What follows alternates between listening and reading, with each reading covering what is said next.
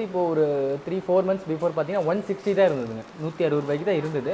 100 ரூபா வந்து கிலோக்கு இப்போ ஏறி இருக்குங்க ஒரு 3 மாசத்துல. ஸோ அதனால் நம்மளும் ப்ரைஸ் ஏற்றிருக்கோங்க. ஸோ அங்கே 160 140 இருந்துச்சு அப்படின்னா நம்ம கண்டிப்பாக ப்ரைஸ் குறைச்சி தான் சொல்ல போகிறோங்க. ஸோ கரண்ட் மார்க்கெட்டை பேஸ் பண்ணி தான் ப்ரைஸ். சரிங்களா? அடுத்து பார்த்தீங்கன்னா கல்பாசி இருக்குங்க.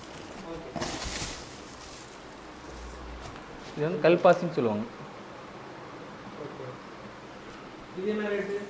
ஸோ கல்பாசி பார்த்தீங்கன்னா 500 ரூபாயில் இருக்குது, 400 ரூபாயில் இருக்குது, 700 ரூபாயிலையும் இருக்குங்க.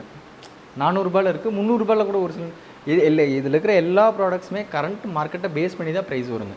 ஸோ இப்போ ஒரு விலை இருக்கும், அப்புறமேட்டு ஒரு விலை இருக்கும். உங்களுக்கு ஸ்டாண்டர்டான ஒரு ப்ரைஸில் நீங்கள் கால் பண்ணுங்கள், நீங்கள் என்ன செக் அதாவது செக் பண்ணுங்கள் இந்த சென்ஸ் வந்து ப்ரைஸ் செக் பண்ணுங்கள், ஒரு கொட்டேஷன்ஸ் கேளுங்க. நான் அதை உங்களோட கரண்ட் ப்ரைஸ் என்னவோ அதை நான் வந்து உங்களுக்கு டெலிவரி சொல்கிறேங்க என்ன ப்ரைஸ் அப்படிங்கிறது. இப்போ நம்ம அடுத்து வந்து செட்டுக்கு போயிடலாங்க. சரிங்களா? இல்லை இந்த பட்டாணி இதெல்லாம் இந்த பொட்டுக்கடலை சார் நான் 110 ரூபாங்கண்ணா. பொட்டுக்கடலை 110